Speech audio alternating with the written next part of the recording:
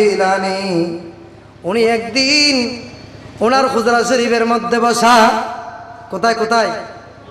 নিজের হুজরা শরীফের মধ্যে বসা একজন বুড়ি মা জননী আসলো। মা জননী এসে দুই চোখের পানি ছেড়ে দিয়েছে, চোখ থেকে পানি পড়তেছে। আমার গৌসে পাক কোন মহিলার চোখের পানি দেখলে সহ্য করতে পারতেন না। সুবহানাল্লাহ বলেন। কোন মায়ের চোখের পানি আমার গৌসে পাক সহ্য করতে পারতেন না। গৌসুস সাকলাইনের কাছে এসে ওই বুড়ি মা বলতেছে, হুজুর আমার ছেলে আজ থেকে 8 বছর আগে কি হয়েছে? ইন্তেকাল করেছে। হুজুর 8 বছর আপনি সবর করতে বলেছেন, আমি কিছুই বলি নাই, সবর করেছিলাম, কান্না করি নাই। হুজুর এখন 8 বছর হয়ে গেছে, আমার অনেক কষ্ট হচ্ছে, আমার অনেক কষ্ট হচ্ছে। কি হুজুর আমি এসেছি আপনার দুয়ারের মধ্যে, আল্লাহ যাতে কি করেন আমার ছেলেকে জীবিত করে দেন। আমার ছেলেকে কি করে দেন? জীবিত করে দেন। এই কথা বলার পরে হুজুর গৌসুস সাকলাইন হুজুর সিদনা আব্দুল কাদের জিলানী উনি হালতের মধ্যে, উনি জালালে হালতের মধ্যে ছিলেন। কোন হালত? জালালে হালতের মধ্যে ছিলেন। জালালে হালতের মধ্যে যখন ছিলেন হঠাৎ করে উনি কি করলেন?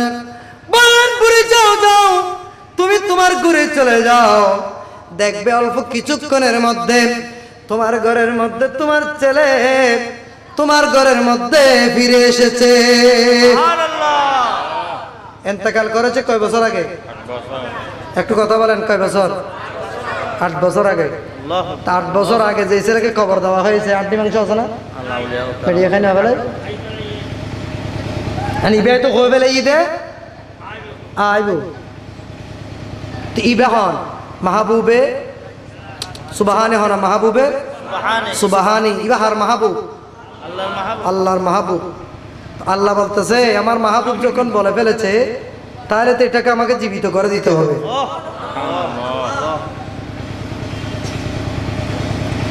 এটা আধ্যাত্মিক জগতের কথা, তরিকতের কথা। ইন আর ডাইলে হত্যা কর দিয়ে মৌলবি বুঝদুন। তরিকত এটা হচ্ছে কঠিন জিনিস। হযরতে মুজাদ্দিদে আল-ফাসানি মনে হয় মুজাদ্দিদ আল-ফাসানি রহমাতুল্লাহ আলাইহির বাগিনে ছিল হযরত সাবর আহমদ কালিয়ানী রহমাতুল্লাহ আলাইহি, এরকম মনে হচ্ছে আমার।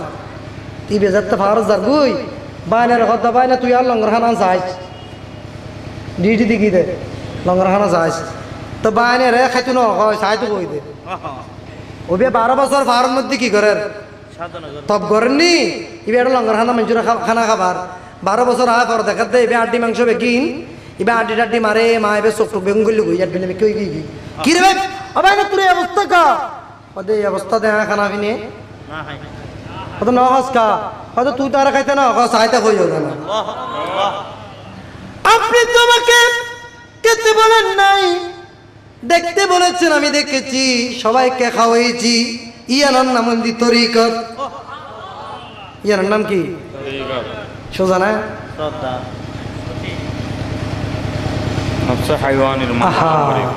নফসে হাইওয়ানিকে কবর দিতে হবে, কবর দিতে হবে।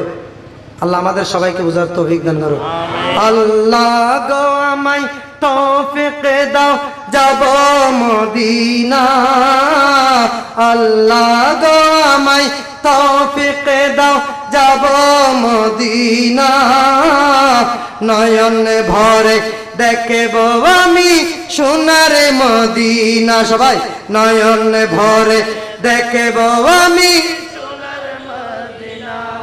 দেখেন আমার হুজুর গৌসুস সাকলাইন এই বুড়িকে বললেন ইবে বুড়ো হইলো ফুজাতে যে এত হবু মাতে টাকা বলা হবে না হইব, কিন্তু আর একটা বলাই দে মা মারি বেল্লাই, আর একটা দে মা বাপরে মারি বেল্লাই, আর মাতে বলা সিঁড়ি কিল্লাই ফুতুর কথা অন্য দেবো কার ফ যে এত ই মাতুন শক্তি আগি দে দূর দে মা খোল যে টুরে ফুতুরে চাই বেল্লাই।